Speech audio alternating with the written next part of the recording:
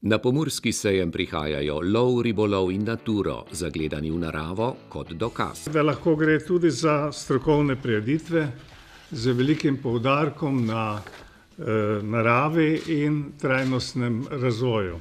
Vse o lovstvu in ribolovu. Blagovne znamke so tudi samostojno prisotne, kar dokazuje, da je sejem na dobri poti. Od stroke do založništva in dela z mladimi in sejmu v čast posebni gost. Prvi ris, ki ga bomo spustili.